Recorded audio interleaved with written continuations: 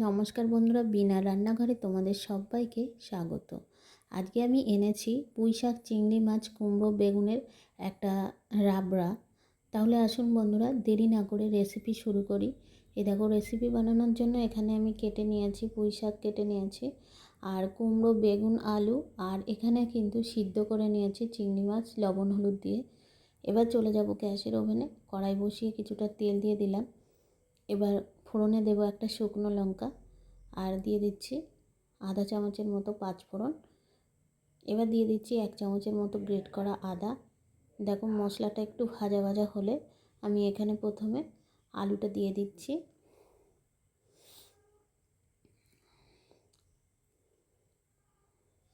এবার পরপর সবজিগুলো আমি দিয়ে দেবো। এবার কুমড়োটা দিয়ে দিলাম।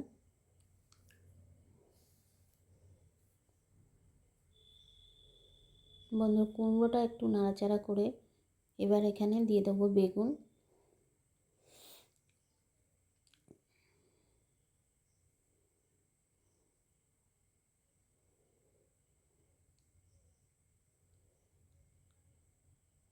এবার এখানে দিয়ে দিলাম পরিমাণ মতো লবণ আর হলুদ দিয়ে ভালো করে দেখো সবজিগুলো ভালো করে কষিয়ে নিচ্ছি।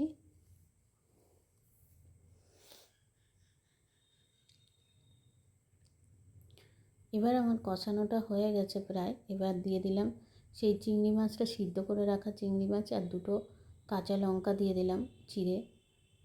এবার পুঁই শাকটা আমি দিয়ে দিলাম উপর দিয়ে। পুঁই শাকটার সাথে সব সবজিগুলো একটু মিশিয়ে নিচ্ছি।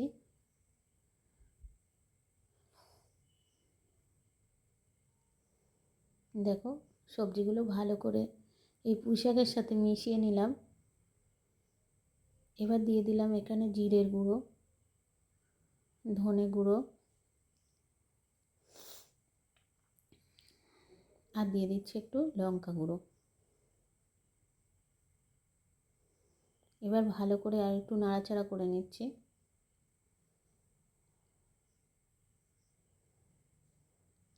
এবার একটু উষ্ণ গরম জল দিয়ে দেবো।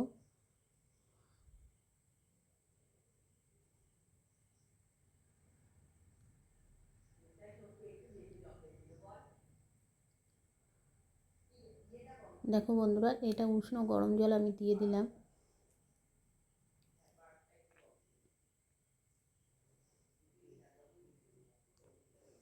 এবার 5টা মিনিট আমি ঢাকা দিয়ে রাখবো। ঢাকা খুলে দেখছি অনেকটাই সিদ্ধ হয়ে গেছে সবজিটা।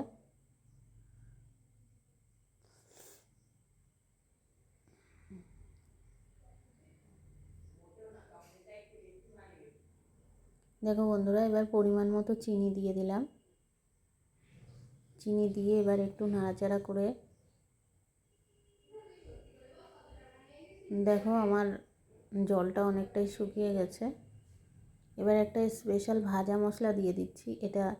এখানে দিয়ে দিলাম জিরে, ধনে আর শুকনো লঙ্কার একটু গুঁড়ো ভাজা। একটু খালি কড়াই নেড়ে নিয়ে এটা ভেজে নিয়েছি। এবার দেখো একদম গ্রেভিটা একদম মাখো মাখো হয়ে গেছে। চচ্চড়িটা খেতে কিন্তু অসাধারণ হয়েছে বন্ধুরা। এবার আমি একটা প্লেটে ঢেলে দেখাচ্ছি কতটা সুন্দর হয়েছে। বন্ধুরা, রেসিপিটা যদি একটু ভালো লেগে থাকে তাহলে প্লিজ লাইক, কমেন্ট আর শেয়ার করো। প্রচুর প্রচুর শেয়ার করো। আর তোমরা খুব ভালো থেকো, সুস্থ থেকো। আবার দেখা হবে অন্য কোনো ভিডিওতে। ধন্যবাদ।